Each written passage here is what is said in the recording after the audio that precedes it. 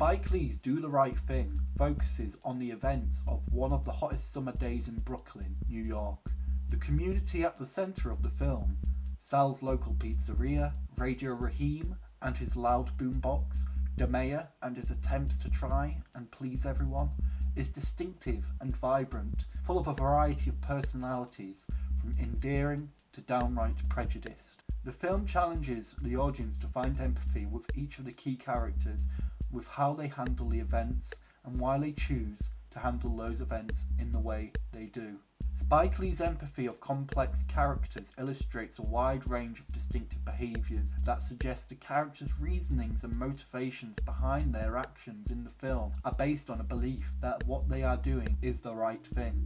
For example, Bugging Out, while at Sal's pizzeria, asks Sal why he has no pictures of African Americans on his wall of fame. The wall only has pictures of Italian Americans. Bugging Out reasonably suggests that because Sal's customers are mostly African American, he should have some famous African Americans on his wall. Sal's reaction is patronising and confrontational. Bugging Out leaves the pizzeria angry and frustrated, followed by pizzeria worker Mookie, who tries to calm Bugging Out down, trying to cover for himself as he knows he's not on great terms with his boss. Bugging Out tries to encourage members of the community afterwards to form a boycott, but because Sal is seen as a pillar of the community, very few people want to get involved. Radio Raheem and Smiley become involved with Bugging Out's boycott, as they are both treated poorly at Sal's pizzeria. Smiley, a local disabled man trying to get by his way by selling photographs of Malcolm X and Martin Luther King Jr. on the street, is bullied on the sidewalk by one of Sal's sons, while Radio Raheem, a boombox enthusiast fond of Public Enemy's Fight the Power, was shouted at for playing his music too loud in the pizzeria. It's understandable why Bugging Out is frustrated. He wants more representation of African Americans in his community, a predominantly African American community. But let's think about Sal's perspective. Being Italian American, he's likely to consider Italian Americans before anyone else, not just African Americans. Not necessarily based on discrimination, but simply to represent the successes of people from his own heritage. Bugging Out was not treated particularly well at Sal's because of this encounter, which motivates him to form the boycott. Both parties don't exactly handle the confrontation too well, but in their own minds, their own actions and reactions would have been the right thing. Bugging Out returns to Sal's pizzeria with Radio Raheem and Smiley to enforce the boycott. Sal and his customers are frustrated. The customers think Bugging Out is overreacting, and Sal, reaching the end of his workday, is clearly too tired for this activism. Sal shouts, telling them to turn the radio down, leading to Sal's frustration exacerbating the situation when he lets a racial slur slip and beats Radio Raheem's boombox with a bat. Frustration builds as Radio Raheem fights Sal in the pizzeria, as Sal's customers scream for the fight to stop. The police arrive, but only worsen the situation, as one officer chokes Radio Raheem until he dies. This example of a situation turning much worse due to the struggle to empathise with the opposite led to an unnecessary death.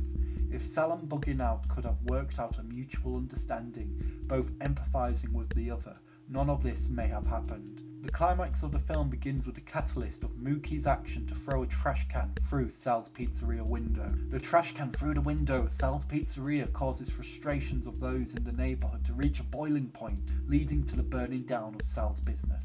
To understand why Mookie throws the trash can, we must elaborate on his frustration with Sal. Mookie is a young man who reluctantly works for Sal, delivering pizzas. If Mookie has the opportunity to leave work on a delivery, he takes his time, unwilling to return, and attempts to even spend more time with his girlfriend and son. Mookie's frustrations stem from numerous places. Sal and Sal's oldest son frequently criticising him at work for returning late from a delivery or for using the work phone for a personal call. Sal's friendship with Mookie's sister, which Mookie treats with suspicion. The pressure of trying to keep his sister and his girlfriend happy, attempting to keep everyone around him, bugging out Sal's sons, Radio Raheem, from creating more pressure for him. By the time Mookie throws the trash can through the window of the pizzeria, the frustration has become too much. Mookie is expected to pick a side. Post Radio Raheem's death, he either stands with the community and they're upset for Radio Raheem's death, or Mookie sides with his boss, someone who quickly becomes seen as an enemy. Mookie throwing the trash can through the window means he sides with his community. Mookie's action may be controversial with audiences, but when we pick apart what makes the characters empathetic, we can understand more as to why Mookie would decide to commit to this action. Do the Right Thing intends to make audiences uncomfortable, confronting them with multiple perspectives they may or may not agree with, but Spike Lee challenges the audience to at least find empathy. If we find empathy in actions and dialogue we do not agree with, if we attempt to understand each other, we are more likely to bridge gaps. Although the film is challenging, confrontational and uncompromising, it should leave the audience with a better sense of understanding. In conclusion, the film ends with two quotes. A quote from Martin Luther King Jr. and a quote from Malcolm X. They both promote a different philosophy. Mr. King suggests to defeat hate with love and to promote understanding. Malcolm X suggests to defeat hate with violence, and in which violence is not violence when used against hate, but self-defense. These views conflict with one another, but the film challenges you to find a middle ground.